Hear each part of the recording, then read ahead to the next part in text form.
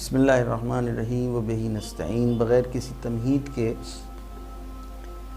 توحید کا جو دوسرا درس ہے وہ اس عنوان سے ہے کہ کل میں نے ایک درس میں عرض کیا تھا، کل کے درس میں، کہ توحید افعالی کو صحیح نہ سمجھنے کی بنا پر یا اس میں بہت زیادہ افراد کی خاطر یا تفرید کی خاطر بہت زیادہ اشکالات پیدا ہوئے اور کئی فرقے وجود میں آ گئے، کہ جیسے میں نے خلاصے کے طور پر عرض کیا تھا کہ جب توحید افعالی میں افراطی ہوئے تو ان لوگوں کو اشاعرہ کہا گیا، کہ جو لوگ جبر کے قائل ہو گئے کہ انسان مجبور ہے کیونکہ ہر کام خداوند عالم کے ارادے اور اختیار سے ہوتا ہے اور انسان کچھ نہیں کر سکتا۔ دوسرے مقابل میں معتزلہ تھے کہ جنہوں نے کہا کہ نہیں، بلکہ انہوں نے دیکھا کہ اس سے تو بہت زیادہ نقصانات ہو رہے ہیں اور انسان خدا کو ظالم تک ماننا پڑے گا، تو انہوں نے کہا نہیں، بلکہ امور میں انسان جو ہے، اپنی زندگی کے امور میں انسان مختار ہے اور خداوند عالم نے پیدا تو کر دیا اور اس کے بعد اب اس کا کوئی دخل اور اختیار نہیں ہے۔ عرض کیا گیا کہ امام جعفر صادق علیہ السلام نے ان دونوں میں سے بیچ کا راستہ اپنایا، کہ جس کو کہا گیا کہ لا جبرا ولا تفویض بل الامر بین الامرین۔ لہذا اب آئیے، اگر مفہوم میں توحید افعالی واضح اور روشن ہو تو ہمارے بہت سے مرحلے حل ہو جائیں گے، کہ جس کی تفصیلی بحث کا یہ موقع نہیں ہے، لیکن ایک آپ کو فارمولہ اگر ہمارے لیے واضح ہو جائے۔ مثلا کیوں توسل کے قائل نہیں ہیں؟ کہا کہ یہ لوگ جو وسیلہ بناتے ہیں اہل بیت کو، یہ شرک کر رہے ہیں، یعنی خداوند عالم کے مقابل میں کسی دوسرے کو اثر دے رہے ہیں۔ یا اگر کوئی شفاعت کا قائل ہو گیا کہ گویا ہم لوگ کہتے ہیں کہ اہل بیت پیغمبر اسلام ہماری شفاعت روز محشر کریں اور ہم دعا مانگتے ہیں، یا دعائے توسل ہے، یا وجیہا عند اللہ اشفع لنا عند اللہ، تو کہتے ہیں یہ شرک ہے، آپ نے خداوند عالم کے مقابل میں کسی اور کو گویا اثر دے دیا، اثر کے قائل ہو گئے۔ یا مثلا ہم کسی پیغمبر کی قبر پر جا کر یا ائمہ کی حرم میں جا کر کے تبرک کرتے ہیں، چومتے ہیں، چاٹتے ہیں، ان کا احترام کرتے ہیں، تو کہتے ہیں کہ یہ توحید کے مقابل میں ہیں۔ تو آپ دیکھیں کہ یہ جتنے مفاہیم جو اس طریقے سے لوگوں نے پیش کیے اور اس کے لیے ایک مکتب بنا دیا، اور باقاعدہ میں نام نہیں لینا چاہتا ہوں، اصل بس یہ ذہن میں رہے کہ جو شرک میں افراد کے قائل ہو گئے، جبکہ شرک کی اگر صحیح معنوں میں تعریف ان واضح اور روشن ہو جاتی تو اس طرح کے اشکالات سامنے نہ آتے۔ البتہ کچھ لوگوں نے تو غلطیاں کی، کچھ فہمی کی بنا پر ہے، غلط فہمی کی بنا پر ہے۔ کچھ لوگوں نے ان نظریوں کی باقاعدہ، میں نے عرض کیا کہ تائید کرنا شروع کر دی اور اسی کو اپنا لیا، کیونکہ اس میں ان کا فائدہ تھا۔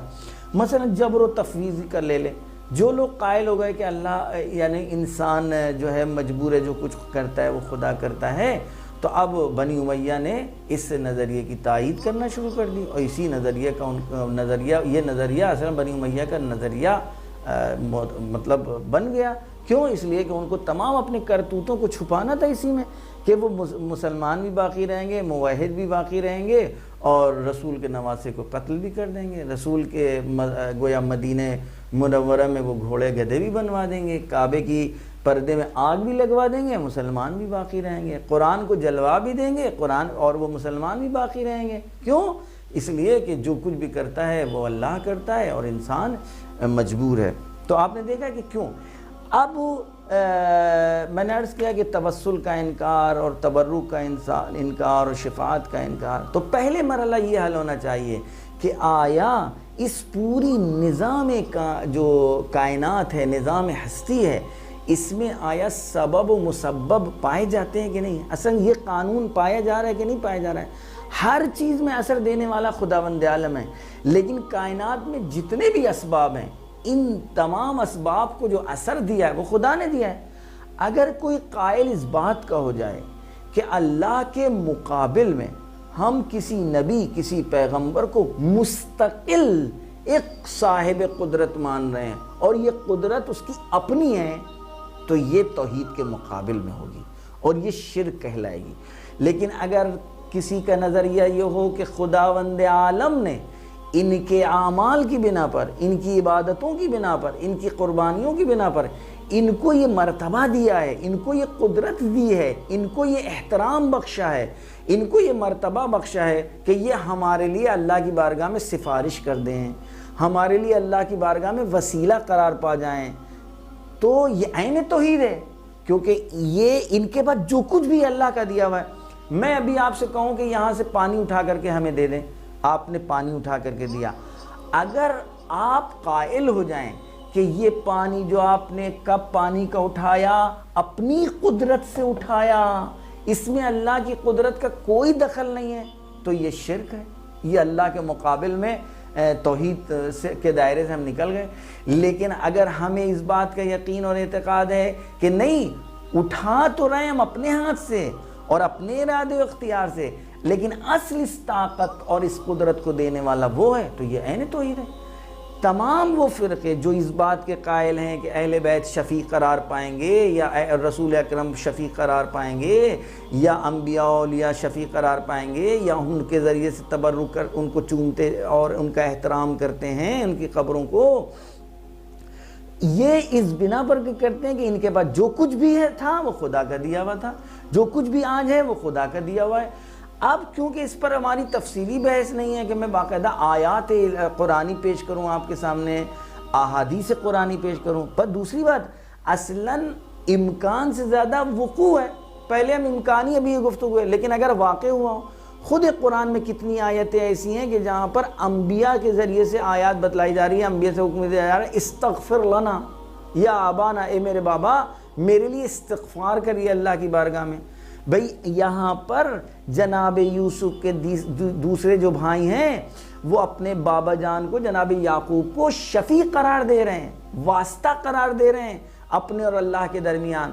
اگر یہ اس واسطے کو اللہ کے مقابل میں ایک صاحب قدرت سمجھ لیں تو یہ شرک ہے، جبکہ خداوند عالم ایک پیغمبر کے بیٹوں کے ذریعے سے تعلیم دینا چاہ رہا ہے کہ تم اگر انبیاء الہی کو اپنے اور اللہ کے درمیان تم وسیلہ بنا رہے ہو تو عین توحید ہے۔ تو آپ نے دیکھا کہ یہ سارے مسائل توحید افعالی کے مقابل میں نہیں ہے جو ہم دائرہ توحید سے باہر نکل جائیں، بلکہ عین توحید ہے، کیونکہ ہم اس بات کے قائل ہی نہیں ہیں کہ ان کو جو کچھ بھی قدرت دی گئی ہے یا یہ احترام ان کو ملا ہے یہ ان کا اپنا ذاتی ہے، بلکہ سب کچھ اللہ کا دیا ہوا ہے اور اللہ کی طرف سے وہ ان کی قربانیوں کا نتیجہ تھا۔ مگر علی ابن ابی طالب علیہ السلام نے جس وقت باب خیبر کو اکھاڑا تو کیا فرمایا؟ آپ نے یہی تو فرمایا کہ ما قلعت باب خیبر بقوت جسمانیہ، ہم نے اس باب خیبر کو اپنے بدن کی قدرت سے اور اپنی جسم کی طاقت کے اوپر سے نہیں اکھاڑا اور نہیں اٹھایا، بل بقوت الہیہ، بلکہ اللہ کی دی ہوئی طاقت سے ہم نے اس باب خیبر کو اٹھایا اکھاڑا۔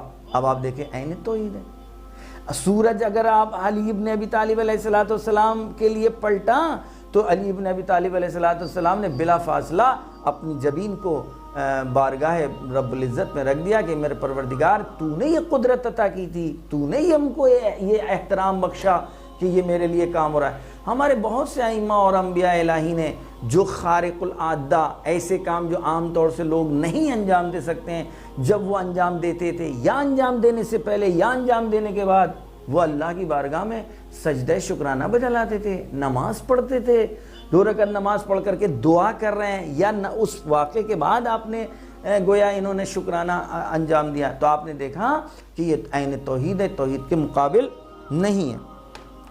اب ایک چیز جو آپ کے سامنے بہت ضروری ہے، یہ تو ایک کلی طور پر فارمولہ آپ کو دے دیا گیا، لہٰذا اب آپ دیکھیں کہ خود خداوند عالم قرآن مجید میں اس طرح عباد مکرمون لا یسبقونہ بالقول وہم بامرہ یعملون، سورہ انبیاء آیت نمبر 26، کچھ ایسے اللہ کے نیک بندے ہیں جو ایک اپنے قول میں بھی خداوند عالم سے سبقت نہیں لیتے، اس کے حکم کو پامال نہیں کرتے، بلکہ جو کچھ بھی کائنات میں انجام دیتے ہیں وہ سب اللہ کے حکم سے انجام دیتے ہیں۔ وما تشاؤون الا ان یشاء اللہ، ان کی مرضی اللہ کی مرضی کے اعتبار سے ہوا کرتی ہے۔ اب خداوند عالم کہہ رہا ہے ان اللہ اصطفى آدم و نوحا و آل ابراہیم و آل عمران علی العالمین، خداوند عالم نے آدم کو، نوح کو، ابراہیم کو، آل ابراہیم کو، آل عمران کو تمام کائنات پر انتخاب کر لیا، سب کو پر برتری حاصل کی ہے۔ یہ بتائیے کہ جب پوری کائنات میں ان کو خدا نے انتخاب کیا ہے تو کیا یہ اللہ کے نزدیک مکرم نہیں ہے، مکرم نہیں ہے، محترم نہیں ہے؟ تو کیا عام بندے ان کو اللہ کی بارگاہ میں وسیلہ نہیں بنا سکتا، ان سے امید شفاعت نہیں رکھ سکتا کہ پر اللہ کی بارگاہ میں میری شفاعت کر دیجیے گا، ہم شرمندہ ہیں، ہم سے غلطی ہو گئی؟ استغفار کا حکم اسی لیے ہے۔ خداوند عالم دوسری جگہ جناب ابراہیم کو ان تمام امتحانات کے بعد کہہ رہا ہے انی جاعلک للناس اماما، خدا نے جس کو امامت کا عہدہ دے دیا، اگر بندے اس امام کے پاس جا کر کے اس سے کہیں کہ جب اللہ نے آپ کو ہمارے لیے امام بنایا ہے تو آپ ہماری اس بات کو اللہ سے کہہ دیجئے، ہمارے اس امر میں اللہ سے دعا فرما دیجئے۔ تو بالکل یہ مرحلہ تمام انبیاء کی زندگیوں میں پایا جاتا ہے، قرآن میں موجود ہے، رسول اکرم کی زندگی میں ہے کہ باقاعدہ لوگوں کے لیے آپ نے دعائیں کی، لوگوں کے لیے استغفار کیا ہے۔ اب ایک مرحلہ یہاں پر اور آتا ہے، یہاں پر وہ فرقہ جو کہتا ہے یہ سب شرک ہے، وہ کہتا ہے زندگی میں چلیے ہم مانے لیتے ہیں لیکن مرنے کے بعد یہ شرک ہے۔ پھر وہی والا سوال فارمولہ دہرایا جائے گا، آیا پیغمبر کی زندگی میں یا کسی اولیاء خدا کی زندگی میں وہ جو کام انجام دے رہے تھے یا وہ جو بندوں کے لیے استغفار کر رہے تھے یا جو بندوں کے لیے وہ شفیع قرار پا رہے تھے، آیا اپنی ذاتی قدرت کی بنا پر تھا یا اللہ کی دی ہوئی قدرت سے تھا؟ اگر ہم یہ مان رہے ہیں کہ اللہ کی دی ہوئی قدرت سے وہ زندگی میں بھی یہ کام انجام دے رہے تھے تو پھر فرق کیا ہے؟ مرنے کے بعد بھی ہم اللہ نے ان کو جو قدرت دی ہے، خدا معاذ اللہ کیا خدا نہ خواستہ مرنے کے بعد خداوند عالم اپنے ان مرحوم خاص بندوں کو یہ قدرت دے نہیں سکتا؟ اللہ عزیز اس کام سے ہے، تعالی اللہ عن ھذا الامر، اصلا منزہ ہے کہ اس طرح کی ہم کوئی نسبت دیں کہ خدا کے اوپر عجز کا کوئی سوال پیدا ہو۔ تو اس کا مطلب مرنے کے بعد بھی خداوند عالم ان کو یہ قدرت و عطا دے سکتا ہے، اور اسی لیے تمام احادیث اور روایات میں اس طریقے کے واقعات ملتے ہیں کہ جناب فاطمہ زہرا سلام اللہ علیہا جناب حمزہ کی قبر کے اوپر جا کر کے نماز پڑھا کرتی تھی، وہاں پر اللہ سے دعا مانگا کرتی تھی۔ تو آپ دیکھ رہے ہیں اس کا مطلب وہ فارمولہ کہ مرنے کے بعد بھی اگر خدا کی دی ہوئی طاقت سے ہم گویا عقیدہ رکھیں، اعتقاد رکھیں کہ اللہ نے ان کو اس طرح یہ مقام عطا کیا ہے، یہ قدرت عطا کی ہے اور یہ مرتبہ عطا کیا ہے، تو عین توحید ہے، بلکہ اور عقیدہ توحید قوی ہو جائے گا کہ خدا مرنے کے بعد بندوں کو بھلا نہیں دیتا، بلکہ وہ تو قرآن میں کہہ رہا ہے وَلَا تَحْسَبَنَّ الَّذِينَ قُتِلُوا فِي سَبِيلِ اللَّهِ، ایسا ہرگز گمان مت کرنا کہ جو لوگ اللہ کی راہ میں شہید ہو گئے، قربان ہو گئے، تم ان کو مردہ کہو۔ اگر تم موت و حیات ہی کا بہانہ کوئی بنا لے تو قرآن کی زبان میں تو یہ زندہ ہے، اور ہم تو ایک الگ فارمولے کی بات کر رہے ہیں۔ اگر خداوند عالم کسی کو مرنے کے بعد بھی یہ مقام اس قبر کی مٹی میں یہ مقام دے دے کہ اس میں شفا قرار دے، کہ جیسے کہ کہا گیا ہے کہ تربت قبر امام حسین علیہ السلام میں شفا پایا جاتا ہے، مٹی یوں کھانا حرام ہے لیکن تربت قبر امام حسین میں شفا ہے، در حد آپ شفا آپ کھا سکتے ہیں۔ خداوند عالم نے یہ قدرت اور یہ طاقت اور یہ صلاحیت اس مٹی میں دی ہے، تو یہ عین توحید ہے۔ خداوند عالم نے اپنے اس بندے کی اس قربانی کو کس طریقے سے جزا دی ہے۔ ایک بندہ جو خدا سے دور ہے اس کو خدا سے نزدیک کرنے کے لیے تو بہترین وہ گویا مسائل ہیں کہ جس کی طرف متوجہ کر سکتے ہیں کہ دنیا تمہیں بھلا سکتی ہے۔ دنیا جب تک ہمارے ہاتھ پیر کام کر رہے ہیں کمپنیاں ہمیں پوچھ رہی ہیں، ادھر ہمارے ہاتھ پیر کام نہ کریں تو کیا کمپنیاں ہمیں یاد رکھتی ہیں؟ نہیں، لیکن وہ مرنے کے بعد بھی ہم کو نہیں بھولے ہوئے، ہماری قربانیوں کو نہیں بھلائے ہوئے۔ دنیا ہم کو ان لوگوں کو یاد کیے ہوئے کہ جنہوں نے اللہ کے لیے زندگی گزاری ہے۔ بس آپ نے دیکھا کہ توحید کے مقابل میں نہیں ہے نہ وسیلے کا قائل ہونا، نہ شرک، نہ گویا تبرک کا، اور نہ ہی شفاعت کا، یہ ساری چیزیں۔ اب بحث آتی ہے جو اہم ترین بحث ہے وہ عدل الہی کی ہے۔ توحید کی بحث ہماری ختم ہو جاتی ہے۔ خلاصے کے طور پر میں نے عرض کیا کہ جو تفصیلی بحثیں باقاعدہ شفاعت کے اوپر دلائل کہ کیا شفاعت کے دلائل ہیں، کیا توسل کے دلائل ہیں، اور بہت سے گویا آپ کو آیات و روایت و حدیث مل جائیں گی۔ لیکن اب اس کے بعد جو بحث ہے وہ عدل الہی کی ہے کہ خداوند عالم عادل ہے۔ عدل کے الہی کے معنی کیا مطلب؟ دیکھیے، اولاً ہمارے نزدیک عدل ایک ایسا عقیدہ ہے کہ جس کو توحید کے ساتھ ذکر کیا گیا ہے، جبکہ عدل ایک صفت ہے اور صفت کمالی ہے۔ اگر صفت کمالی ہے تو اس کو تو توحید ذاتی میں ہم پیش کر چکے ہیں، یقین کر چکے ہیں، عقیدہ بنا چکے ہیں۔ توحید ذاتی کا مطلب ہی یہ تھا کہ ہر طرح کے کمال اس میں پائے جاتے ہیں۔ تو جب عدل بھی کمال ہے، عدل کا نہ ہونا نقص ہے۔ کیوں کوئی آدمی ظالم بنتا ہے؟ یا عاجز ہے، یا جاہل ہے، یا حکمت نہیں ہے اس میں، عبث کام انجام دے رہا ہے، بیہودہ کام انجام دے رہا ہے، سفیہ ہے۔ یہ تینوں چیزوں سے خداوند عالم مبرہ اور منزہ ہے۔ معاذ اللہ ہم کہیں کہ خدا عاجز ہے اس لیے کسی کو ستا رہا ہے، پریشان کر رہا ہے۔ معاذ اللہ ہم کہیں کہ خداوند عالم جانتا نہیں اس لیے ظلم اس سے سرزد ہو گیا۔ معاذ اللہ وہ کوئی کام ایسا انجام دے جو بے حکمت ہو، بے مصلحت ہو اور گویا عبث و بیکار ہو، اس لیے لوگوں کو ستا رہا ہے۔ جبکہ یہ تینوں چیزیں کمال کے مقابل میں ہیں۔ یہ گویا نقص پائی ہے، یہ خود نقص ہے، اور ہم مان چکے ہیں خداوند عالم نے کسی طرح کا نقص نہیں پایا جاتا اس ذات والا میں۔ تو پھر کیا مطلب ہے؟ ہاں، اس کا مطلب تاریخ کے مطالعے سے پتہ لگے گا کہ اسلام کے فرقوں میں ایک بہت بڑا فرقہ کہ جو اپنے یا تو کج فہمی و غلط فہمی کی بنا کے اوپر اور یا سیاسی اہداف کی بنا کے اوپر انہوں نے عدل الہی کا انکار کر دیا۔ کیا کیا انہوں نے؟ اس طرح سے انکار کیا، ہم عدل الہی کے قائل ہیں۔ کیوں؟ اس لیے قائل ہیں کہ ہم اس بات کے قائل ہیں، بلکہ جتنے بھی صاحبان عقل ہیں کائنات میں وہ اس بات کے قائل ہیں کہ عقل میں خود بخود یہ صلاحیت پائی جاتی ہے کہ وہ اچھے اور برے کی تمیز دے سکیں۔ یعنی کائنات میں کچھ ایسے مفہوم پائے جاتے ہیں کہ جن کے اچھے ہونے کو عقل ہماری درک کرتی ہے، کچھ ایسے کام ہیں جن کی برائی کو عقل درک کرتی ہے۔ اور یہ درک کرنے کا مطلب کیا ہے؟ یعنی فطرتاً ہم میں یہ جذبہ پایا جا رہا ہے۔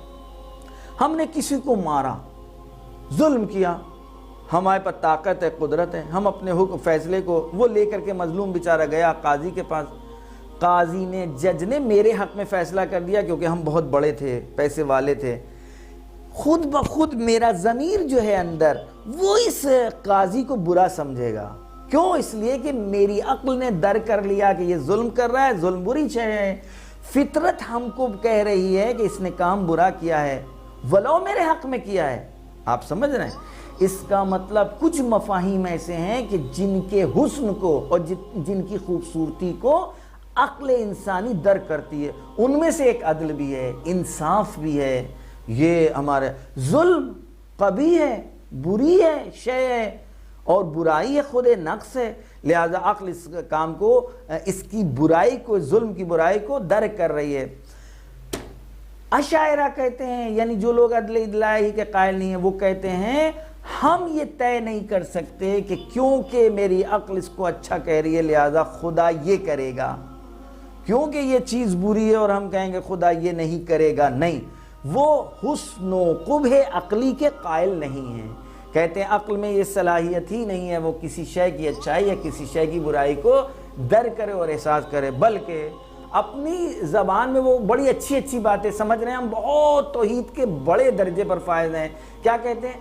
کہتے ہیں جو کچھ بھی خدا کر دے وہ حسن ہے، وہ اچھا ہے، جس چیز کو خدا نہ کرے وہ برا ہے۔ کیا مطلب؟ اس کا نتیجہ کیا ہوا؟ اگر خدا معاذ اللہ تمام پیغمبروں کو جہنم میں بھیجے، یہی عین عدل ہے۔ تمام نمرودوں اور فرعونوں اور شیطانوں اور یزیدوں، عمر سعد اور ابن زیادوں کو جنت میں بھیج دے، یہی عدل و عدالت ہے۔ آپ دیکھ رہے ہیں؟ کیوں؟ کہتے ہیں خدا کے فعل کے اوپر ہم حکم نہیں جاری کر سکتے۔ ہمارا ان سے کہنے کا مطلب یہی ہے، ہم جاری نہیں کر رہے ہیں، خداوند عالم نے خود ہمیں عقل جو دی ہے، خداوند عالم نے ہمیں جو فطرت دی ہے، وہ عقل وہ فطرت خود بخود درک کر رہی ہے کہ کچھ چیزیں اچھی ہیں کائنات میں اور کچھ چیزیں بری ہیں۔ کیونکہ ہماری فطرت درک کر رہی ہے اچھائیوں کو، تو پھر خدا خود اس برائیوں کو نہیں کر سکتا اور مبتلا نہیں ہو سکتا، کیونکہ فطرت کا خالق وہ ہے، عقل کا خالق وہ ہے۔ لہذا جو چیزیں حسن و قبح کے ذریعے سے عقل سمجھ رہی ہے، تو جو چیزیں حسن ہیں، بہتر ہیں، اچھی ہیں، خداوند عالم وہی انجام دے گا، اور جن چیزوں میں برائیاں پائی جا رہی ہیں، قبح پایا جا رہا ہے، وہ خدا انجام نہیں دے گا۔ اور کیونکہ ظلم قبیح اور برا، لہذا خداوند عالم مبرہ اور منزہ ہے۔ قرآن نے اس سلسلے میں آیات کے ذریعے سے بھی اعلان کر دیا کہ خداوند عالم جو ہے اس کام کو، ان اللہ لا یظلم الناس شیئا، سورہ یونس آیت نمبر 44، سورہ کہف آیت نمبر 49، ولا یظلم ربک احدا، ہرگز تمہارا پروردگار کسی پہ ظلم نہیں کرتا، سورہ آل عمران آیت نمبر 108، وَمَا اللَّهُ يُرِيدُ ظُلْمًا لِلْعَالَمِينَ، خداوند عالم اصلاً ظلم کا ارادہ نہیں رکھتا عالمین کے لیے۔ پھر سورہ مومنون آیت نمبر 62 ارشاد ہو رہا ہے وَلَا نُكَلِّفُ نَفْسًا إِلَّا وُسْعَهَا، حتیٰ انسان کو ہم اتنی ہی ذمہ داریاں دیتے ہیں، اتنی ہی تکلیف دیتے ہیں کہ جتنی اس میں قدرت و طاقت ہو۔ یہ تو ہو گیا عدل کے سلسلے میں بحث۔ اب کیونکہ عدل کے بارے میں پتہ لگ گیا اس طریقے سے کہ خداوند عالم، اب عدل کے معنی کیا ہیں؟ کہتے ہیں عدل کے معنی، پہلے معنی جو بیان کیے جاتے ہیں وہ یہ کہ برابری کی رعایت کرنا، مساوات کے قائل ہو جانا، اور اگر کوئی یعنی در واقع دو نگاہوں سے دیکھے، غریب کو کچھ، امیر کو کچھ، بڑے کو کچھ اور چھوٹے کو کچھ، تو کہتے ہیں یہ جو ہے خلاف عدل ہے۔ دوسرے معنی کہتے ہیں ہر شے کو اس کا حق دینا، ٹھیک ہے۔ تیسرے معنی یہ جو عدل کے کیے گئے ہیں وہ یہ ہیں ہر چیز کو اس کے مقام پر رکھنا۔ تیسرے معنی سب سے زیادہ وسیع اور عام ہے، وضع الشیء علی محلہ، ہر شے کو اپنی جگہ پر رکھنا، یہی اس کے ساتھ عدل کرنا ہوا۔ اب کہتے ہیں اگر یہ معنی ہم لے لیں تو اب آپ یہ بتائیے کہ کائنات میں شے کے حق کو کون بتائے گا؟ شے کے مقام کو، چیزوں کے مقام کو کون بتائے گا؟ وہی کہ جس نے اشیاء کو خلق کیا ہے۔ لہذا اب اگر خداوند عالم نے جس کو جو مقام دیا ہے وہ اس کا اصلی مقام ہے، جس کو جو حق دیا ہے وہ اس کا اصلی حق ہے۔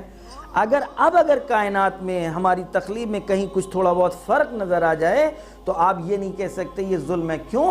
اس لیے کہ اس کے حق کے بارے میں ہمیں پتہ ہی نہیں۔ خداوند عالم اس کا خالق ہے، وہ جانتا ہے کہ کس میں کتنی صلاحیتیں پائی جاتی ہیں۔ مثال کے طور پر بات واضح ہمارے لیے ہو جائے، ہمارے دو بیٹے ہیں، ایک بیٹا مثلاً آرٹ میں ہائی اسکول کر رہا ہے، انٹر کر رہا ہے، آرٹ مطلب سائڈ سے ہے، ایک بیٹا میرا سائنس سائڈ سے ہے، ایک بیٹا ڈاکٹری پڑھ رہا ہے، اس کی ماہانہ فیس ہمیں دینا پڑ رہی ہے مثلاً 1 لاکھ روپے۔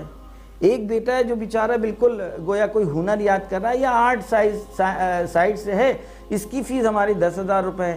تو کیا کوئی یہ کہہ سکتا ہے کہ ہم دونوں بچوں میں فرق کے قائل ہو گئے، ہم جس کو 10,000 دے رہے ہیں وہ ظلم کر رہے ہیں؟ نہیں، بلکہ اس کی ضرورت یہی ہے، اس میں اتنی ہی صلاحیت ہے، اس کی صلاحیتوں کے اعتبار سے 10,000 دیے جا رہے ہیں، جس میں جتنی صلاحیت ہے اس اعتبار سے دیا جا رہا ہے۔ یہ میں نے کیوں عرض کیا؟ کیونکہ بعد والا جو سوال ہے عدل الہی کے سلسلے میں وہ اس بحث کو حل کر دے گا، بعد والے سوالوں کو حل کر دے گا اگر یہ ذہن میں کلیہ رہ جائے۔